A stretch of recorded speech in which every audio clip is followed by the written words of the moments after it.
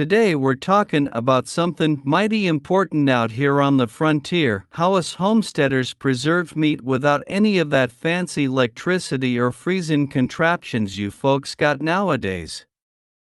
Believe me, this ain't just about survival, it's about living well, and I'm fixin' to share some tales of how we did it in the old days. Now, why see, in today's world, most folks take freezers for granted. But out here, back in my time, we didn't have no such thing. You had to make sure the meat didn't spoil, especially after a big hunt or slaughter. If you didn't know how to preserve it, you'd be wasting good food, and that, friend, could mean the difference between a full belly and going hungry when winter comes round.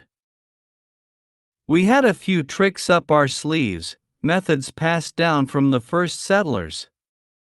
Let me tell you, these ways might seem simple, but they sure do the job better than you'd think.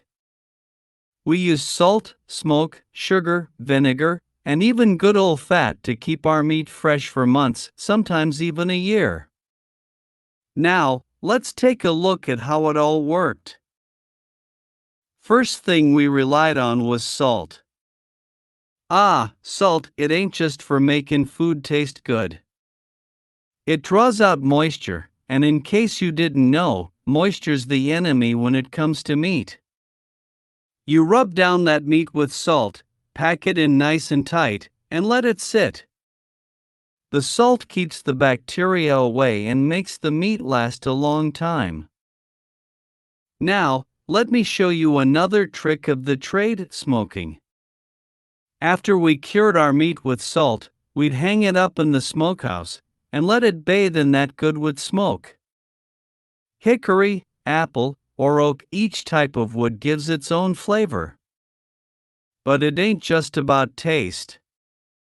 That smoke dries the meat out even more and adds a layer of protection, keeping it good for months, sometimes a whole year if done right. Then we had sugar curing. Now, this method's a bit sweeter, literally.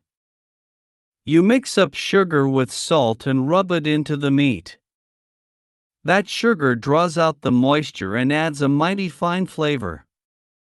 Ever tried sugar-cured bacon? It's like a little taste of heaven, sweet and savory all at once. Plus, it keeps for months. Another thing we used was vinegar. Vinegar's a powerful thing, it creates an environment where bacteria just can't thrive. We'd pickle our meats, sausages, fish, sometimes even chicken, and store 'em in vinegar brine. That tangy flavor? Well, it's an added bonus. And don't forget about lard. We'd render the fat from animals and pour it over cooked meat, sealing it in an airtight layer. It kept the meat fresh and safe from spoilage for months. That lard, it wasn't just for preserving. We'd cook with it too, added a richness to our meals you can't get anywhere else. Now, when the weather was right, we used root cellars, cool, dark places where we could hang our cured meats and keep 'em for months without worrying about spoilage. Those cellars were like nature's own refrigerator, keeping things just cold enough and away from the sun. Come wintertime, we didn't have to do much, just hang our meat outside. That cold air did all the work for us. With the right prep, that meat could last all season long, without the need for a single spark of electricity. And then, there's drying. You ever tried jerky? It's a frontier staple. We'd hang strips of meat out to dry in a warm place, and once it's all good and dried up, that jerky would last for months, good for a quick bite on the trail or a hearty stew if rehydrated. Then there's canning.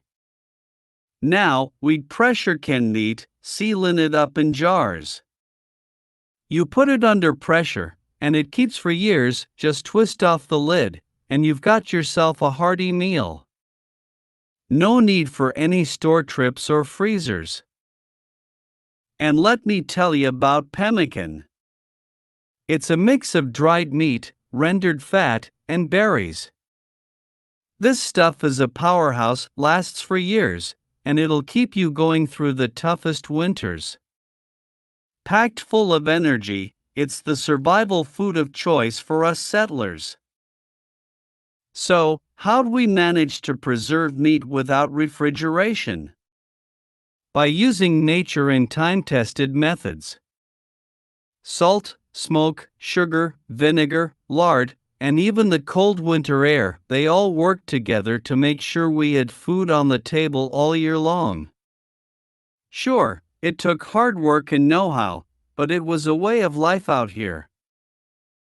Now, y'all might have your fancy freezers and gadgets today, but the way we did it, well, there's something to be said for self-reliance.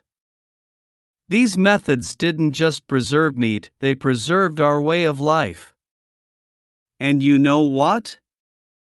Maybe they can help you too, if you ever find yourself needing to rely on the land, just like we did.